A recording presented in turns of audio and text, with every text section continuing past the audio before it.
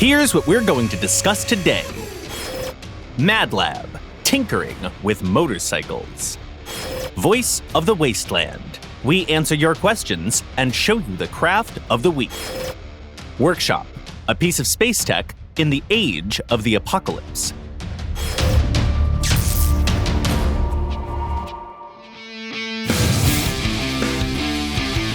Once, we had a big dream.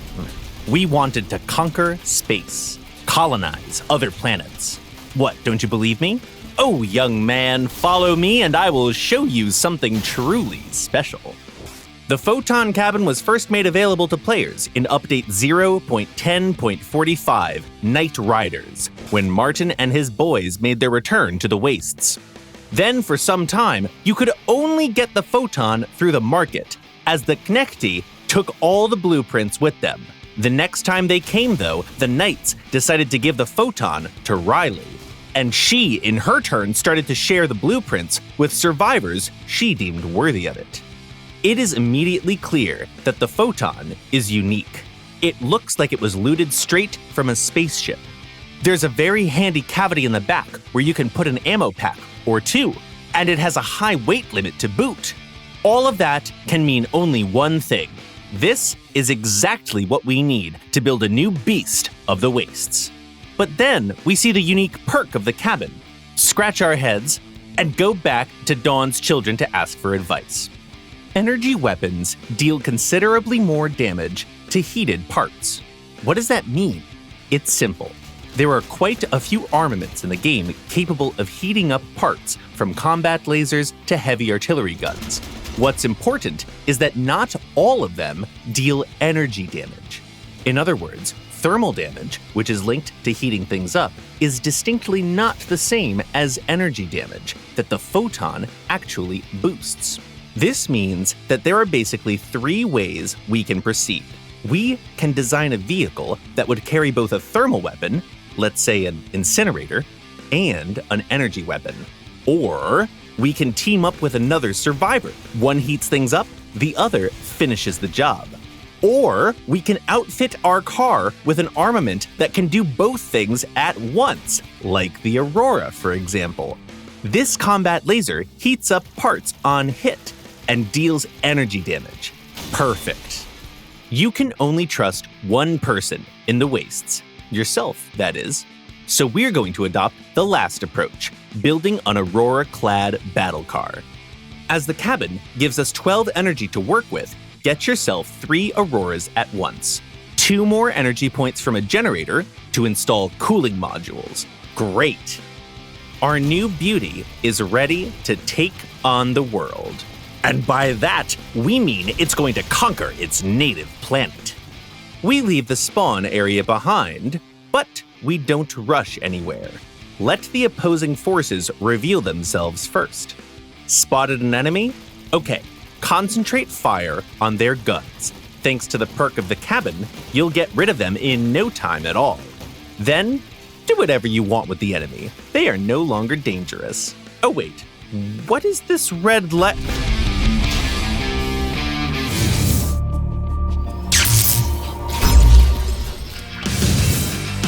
Have you ever tried to build a motorcycle? It doesn't seem like too outlandish of an idea, but it is actually quite tricky to pull off. How to make a motorcycle that is fast and also looks good and also doesn't scrape the ground every 2 seconds.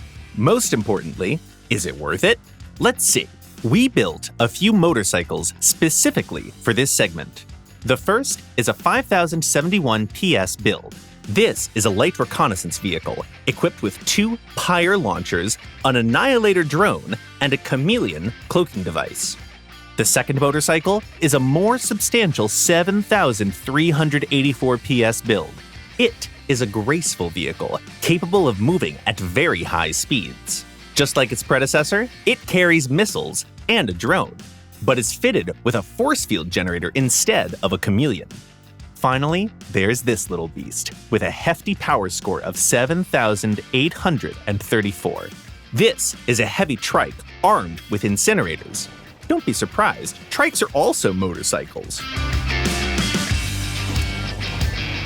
Obviously, the way these vehicles play is very different from the norm.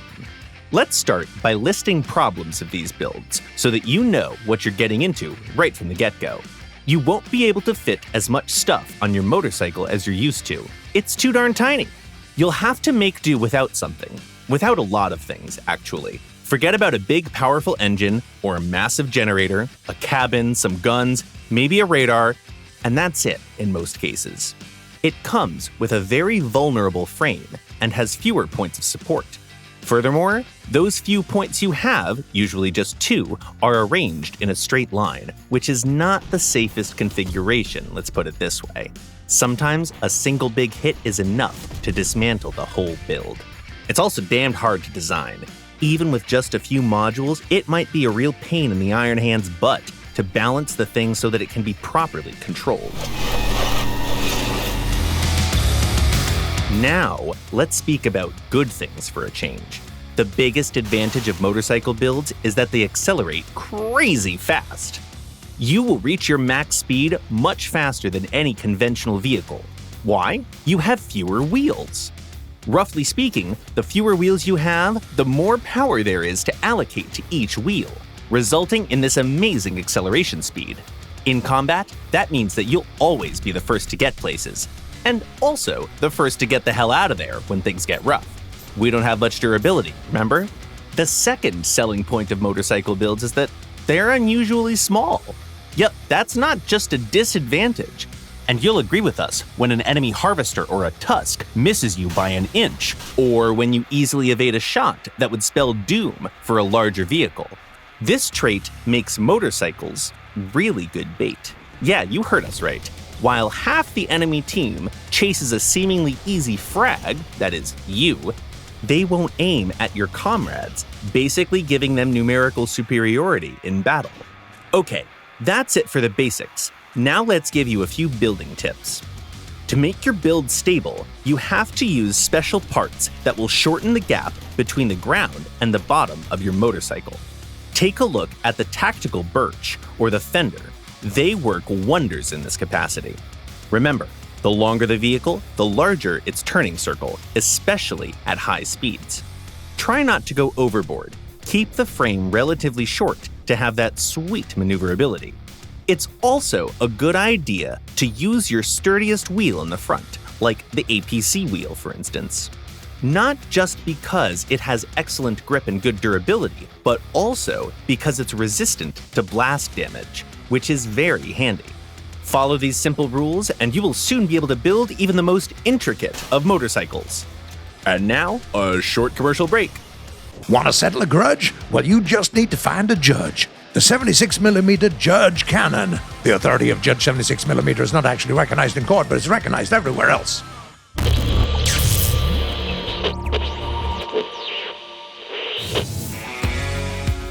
The first message was sent by Peter P. He writes, "Can we suggest challenges for the Mad Labs? Assemble a vehicle that use Aerathrons as its only weapon, helping modules allowed though, and just try to get a kill." Hey Peter, you can suggest challenges, and we appreciate it a lot. An Aerathron-only build sounds really fun. Why not? And obviously we can secure a kill with it. Can we? It's on. We'll do our best, mate. Then there's a question by Jono Quinn. Will there be more missions and new storylines in the campaign mode in Crossout? 'Cause I would like to fight the Ravagers again and learn more about them and their background too. Hey Jono! There are lots of stories in the Wasteland that are yet to be told, and really awesome ones at that. But currently, we're focusing on a different thing, the development of some big additions to the game that we'll hopefully be able to talk about in the upcoming months. Cyberzerker asks, could you upload your Mad Lab builds to exhibition? Please? We think of a Mad Lab as more of a way to inspire your own exciting and unorthodox build. But this is a neat idea, actually. We'll start doing this starting from the next episode. Thanks for being interested in our little creations. Finally, there's this big message sent by Mac SK. Greetings, my fellow Crossout Wastelanders. I've got 2 questions. Gonna make it quick. Question 1. What is your personal favorite faction in the Wastes? Question 2. I would like to draw some ideas in the future. Weapons, cabins, engines, etc. To whom from the Crossout team should I send them later as art suggestions? Keep up the great work. Raiders ain't a screw to you. Damn right. We shall dance on their bones. First of all, the team loves fan art. Feel free to send us anything you created to pr@targem.ru or slide your art into the DMs of our official accounts. Phrasing. We see all of it and even post some of it. If your art is more of a suggestion to our team of developers, that's also great. Please do send it and we will consider it. Just keep in mind that we have lots of our own ideas and also a rather strict plan of development that we have to follow, and we finalize this plan months in advance. As to your question about a favorite faction, come on. It's like asking to choose between Mom and that flamethrower she built for me when I was 3. Lunatics are fun, though. And now we come to the last part of the show.